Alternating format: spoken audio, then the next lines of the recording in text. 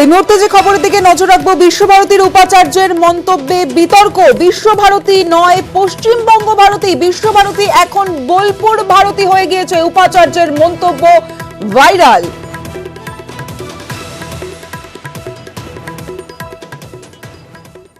এই রামগড় ক্যাম্পাস কিন্তু আমরা খুব শীঘ্রই চালু করব। এখানে একটা আশঙ্কা আমি অনেকের মধ্যে দেখেছি যে এবার তো উনি কলকাতা থেকে রামগড়ে ট্রান্সফার করবেন। এটা আপনার দায়িত্ব নয়, যারা বিশ্বভারতীর সঙ্গে যুক্ত আছেন তাদের দায়িত্ব নয় যে রামগড়ে ক্যাম্পাস হচ্ছে আমরা যাব, আমরা গিয়ে রামগড়কে বিশ্বভারতী ক্যাম্পাস করব। যদি আমরা দায়িত্ব না নিই তাহলে উত্তরাখণ্ড ক্যাম্পাস হয়ে যাবে। কিন্তু কারণ আজকে বিশ্বভারতী হয় হয়েছে পশ্চিমবঙ্গ ভারতী, নাহলে বোলপুর ভারতী হয়ে গেছে। আমি থাকতে কিন্তু এটা উত্তরাখণ্ড ভারতী হতে দেব না, আমি এটাকে বিশ্বভারতী রাখতে চাই।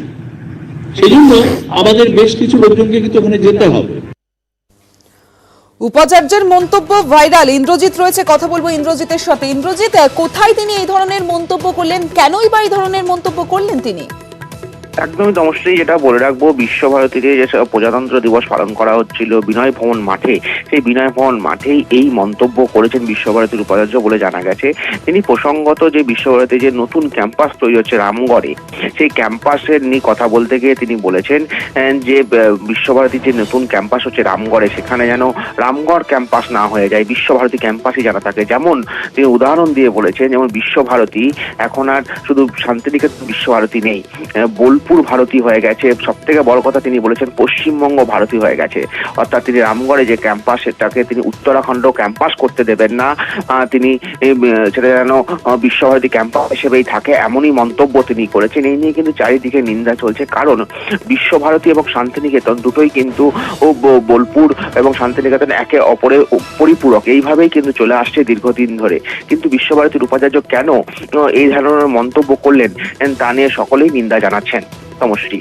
ধন্যবাদ ইন্দ্রজিৎ। এই মুহূর্তে আমাদের সঙ্গে রয়েছেন শিক্ষাবিদ অমল মুখোপাধ্যায়। অমলবাবু, বিশ্বভারতী নয় পশ্চিমবঙ্গ ভারতী, বিশ্বভারতী এখন বোলপুর ভারতী, এমনটাই মন্তব্য করেছেন বিশ্বভারতীর উপাচার্য। আপনার প্রতিক্রিয়া? হ্যাঁ, এটা উনি বলেছেন যে বিশ্বভারতীর বর্তমান অবস্থা যা, তাতে করে একে বোলপুর ভারতী বা বীরভূম ভারতী বলা উচিত। এখন এই কথাটা আগেও বহুবার আমার কাছে বিভিন্ন ভাইস চ্যান্সেলর বলেছেন। এর কারণটা যেটা, সেটা হচ্ছে এই রবীন্দ্রনাথ যা চেয়েছিলেন, অর্থাৎ যত্র বিশ্ব ভবত্যেকং নীরম, সেটা আজকে আর নেই।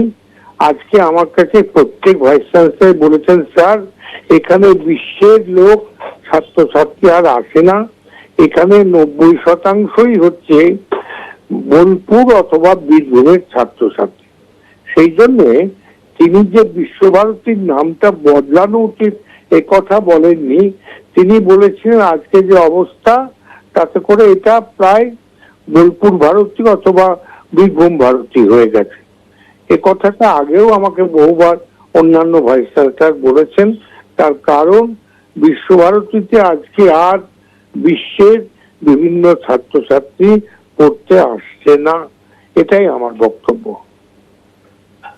অনেক ধন্যবাদ আপনাকে।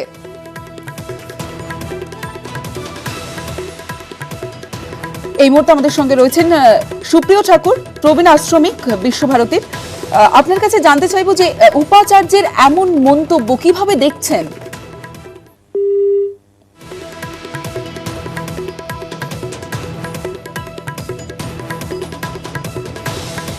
যোগাযোগ বিচ্ছিন্ন হয়েছে, আমরা আবারও যোগাযোগের চেষ্টা করব। তবে উপাচার্য তিনি কি বলেছেন আরো একবার শুনবো আমরা।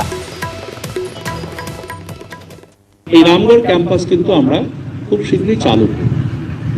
এখানে একটা আশঙ্কা আমি অনেকের মধ্যে দেখেছি যে এবার তো উনি কলকাতা থেকে রামগড়ে ট্রান্সফার করবেন।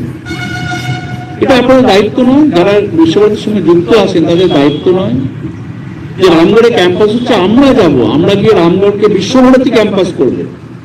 যদি আমরা দায়িত্ব না নিই তাহলে উত্তরাখণ্ড ক্যাম্পাস হয়ে যাবে। কিন্তু কারণ আজকে বিশ্বভারতী হয় হয়েছে পশ্চিমবঙ্গ ভারতী, নাহলে বোলপুর ভারতী হয়ে গেছে।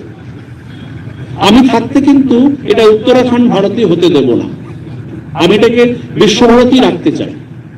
সেই জন্য আমাদের বেশ কিছু লোকজনকে কিন্তু ওখানে যেতে হবে।